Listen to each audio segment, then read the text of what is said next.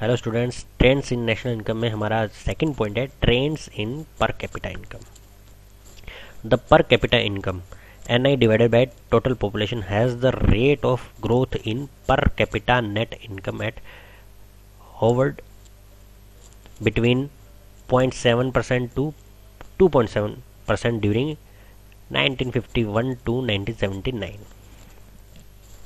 सबसे पहले तो हमको ये चेक करना है पर कैपिटा इनकम कैलकुलेट कैसे करते हैं। नेशनल इनकम अपने ने कैलकुलेट की थी, क्या होती है? NNP eight factor price. NNP eight factor price national income हुई। अब इसमें हम डिवाइड कर देंगे जो हमारी कंट्री की पॉपुलेशन है, तो हमारी पर कैपिटा इनकम आ जाएगी। NI divided by total population, then we get per capita income. तो हमारी ग्रोथ रेट थी वो 1951 से 79 तक, यानी up to fifth 5 year plan तक 0.7% टू 2.7%, इसी के बीच में थी इन ईयर्स में। कभी मानो 0.7 होगी, कभी 1%, 1.2, 2%, 2.5, इसी के अराउंड घूम रही थी। Increase in rate of growth in per capita net income has been very impressive during 10th and 11th plan। 10th और 11th प्लान में ये ग्रोथ रेट काफ़ी इम्प्रेसिव थी इंडिया में। कितनी थी? 5.9% और 6%।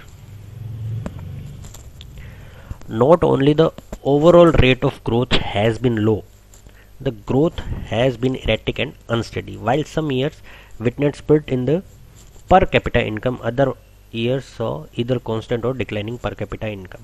Moreover, the years of spurt in the per capita income were the same year in which the performance of agriculture sector was satisfactory owing to good rains। हमारी जो पर capita income है overall, वो कम ही नहीं बल्कि काफ़ी यूनिफॉर्म भी नहीं थी, यानी एक स्टडी रहती है ना। जैसे मान लो 5%, 5.1, 5.2, 5.3, ऐसा नहीं। 5% होगी, कभी कभी क्या होगी, एकदम से 2% होगी, कभी एकदम से 7% होगी।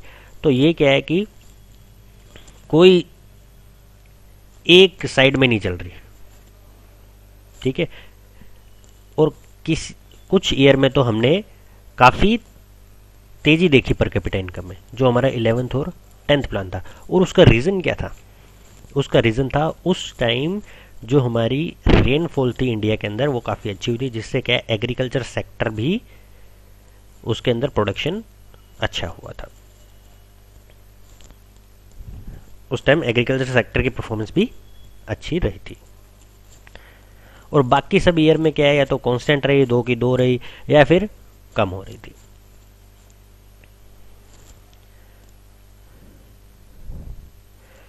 और जिस टाइम एग्रीकल्चर फेलियर हुआ था और हमारी पर कैपिटा इनकम भी उस कारण स्टेगनेंट या फिर डिक्लाइन होने लगी थी। Thus, the planning system in India did not make much impact on the growth of the per capita income। यानी जो इंडिया का प्लानिंग सिस्टम था वो इंडिया की ग्रोथ रेट में, पर कैपिटा इनकम में ज़्यादा इम्पैक्ट नहीं कर पाया। If per capita income of India is compared with the per capita income of advanced nation, we find that the India performance does not compare favorably with not only developed economies but also with some developing economies। यानी India की अगर हम per capita national income को other country से compare करेंगे तो हम देखेंगे इंडिया की परफॉर्मेंस काफ़ी पुअर है। अब डेवलप्ड कंट्री की जगह डेवलपिंग नेशन से भी हम चेक करेंगे तो भी हम काफ़ी पीछे हैं उसमें। अब एक इम्पोर्टेंट चीज़ आपको मैं बताता हूँ, ये चीज़ हमेशा ध्यान में रखना। अगर दो नेशन के बीच में कंपेयर करना है कि उनमें से प्रोग्रेस कौन सा अच्छा कर रहा है या उन दोनों में से बेटर नेशन कौन सा है, तो उसका सीधा सा हम चेक करेंगे पर कैपिटा इनकम क्या है। इंडिया और चाइना में से हमको देखना कि इन दोनों में से बेटर कौन है, बेटर इकोनॉमी कौन सी ग्रोथ कर रही है। तो हम उनकी नेशनल इनकम नहीं चेक करेंगे कि नेशनल इनकम चाइना की ज़्यादा जा रही है तो चाइना ज़्यादा प्रोग्रेस कर रहे हैं इंडिया से, नहीं, हम ये चेक करेंगे पर कैपिटा इनकम किसकी ज़्यादा है। तो पर कैपिटा इनकम एक ऐसा पॉइंट है जिससे हम दो नेशंस या दो स्टेट को कंपेयर कर सकते हैं कि उन दोनों में से बेटर कौन सा है। यानी राजस्थान और पंजाब का हम कंपेयर करेंगे तो पर कैपिटा इनकम से कंपेयर करेंगे, नेशनल इनकम से कंपेयर नहीं करेंगे। नेशनल इनकम से हम कंपेयर नहीं करेंगे, पर कैपिटा इनकम है वो कंपैरिजन का एक पॉइंट है जिसके थ्रू हम ये चेक करेंगे कि कौन सा नेशन ज़्यादा डेवलप्ड है। तो ये हमारे trends in per capita income के पॉइंट्स है कि पर कैपिटा इनकम के क्या पॉइंट रहे हैं स्टार्टिंग से। हमारा थर्ड पॉइंट है sectoral composition of GDP. In addition to trends in national and per capita income, the source of origin of national product is also an important indicator of economic growth in any economy. यानी economy के अंदर national and per capita income के अलावा जो हमारा source of origin है national product का, यानी जो नेशनल इनकम हम जनरेट कर रहे हैं जिस सेक्टर से, वो भी काफ़ी इम्पोर्टेंट है इकोनॉमिक ग्रोथ के लिए। यानी उस सोर्स ऑफ ओरिजिन में ही अगर हम चेंज करेंगे, इम्प्रूवमेंट लाएंगे, तो ऑटोमेटिकली हमारी नेशनल इनकम भी इंक्रीज होगी।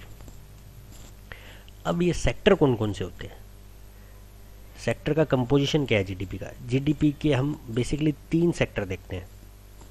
एक हमारा है प्राइमरी सेक्टर, सेकंड है सेकेंडरी सेक्टर और थर्ड है टेरिटरी सेक्टर। प्राइमरी सेक्टर को हम एग्रीकल्चर सेक्टर भी बोलते हैं, एग्रीकल्चर एंड एलाइड सर्विसेज। और सेकेंडरी सेक्टर को हम मैन्युफैक्चरिंग सेक्टर भी बोलते हैं। और थर्ड हमारा होता है सर्विस सेक्टर, टेरिटरी मतलब में सर्विस सेक्टर। ये 3 हमारे सेक्टर रहते हैं। अब जो नेशनल इनकम जो जनरेट होगी वो इन तीनों सेक्टरों से जनरेट होगी। कि नेशनल इनकम मान के चलो 1 लाख रुपए हुई है, तो 1 लाख रुपए में से 20,000 एग्रीकल्चर से आई है, 40,000 मैन्युफैक्चरिंग से आई है और रिमेनिंग जो आई है वो टेरिटरी सेक्टर से आई है। तो इस हिसाब से कंपोजिशन करना कि कंपोजिशन क्या है नेशनल इनकम का। ठीक, if NI of an economy primarily originate from the primary sector, it indicates that the economy is underdeveloped or less developed। अगर नेशनल इनकम की जो इनकम आ रही है हमारी वो ज़्यादातर प्राइमरी सेक्टर से ही आ रही है, तो हम ये मानेंगे जो इकोनॉमी वो अंडर डेवलप्ड है या लेस डेवलप्ड है। और अगर सेकेंडरी और टेरिटरी सेक्टर से इनकम जनरेट हो रही है ज़्यादा, तो हम देखेंगे कि भाई ये डेवलप्ड हो रही है कंट्री, या डेवलप्ड है या डेवलपिंग की ओर है। Generally, as an economy grows, the shares of primary sector falls and the shares of secondary and tertiary sector in the national product increases। अगर इकोनॉमी ग्रोथ कर रही है तो हम ये देखते हैं जो प्राइमरी सेक्टर है ना वो धीरे धीरे कम होता है उसका शेयर, और सेकेंडरी और टेरिटरी सेक्टर का शेयर जो है इंक्रीज होता है।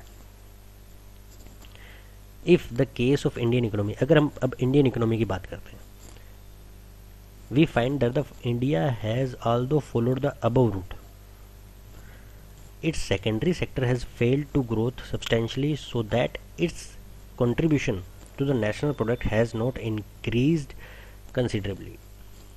यानी इंडिया इस रूट पे तो चल रहा है कि भाई सेकेंडरी और टेरिटरी सेक्टर इंक्रीज करने के रूट पे तो है, लेकिन क्या है जो सेकेंडरी सेक्टर है वो उतना पार्टिसिपेट नहीं कर रहा है, जिसके कारण क्या है कि नेशनल प्रोडक्ट में हम या नेशनल ग्रोथ है जो हमारी इनकम की वो ज़्यादा नहीं हो रही।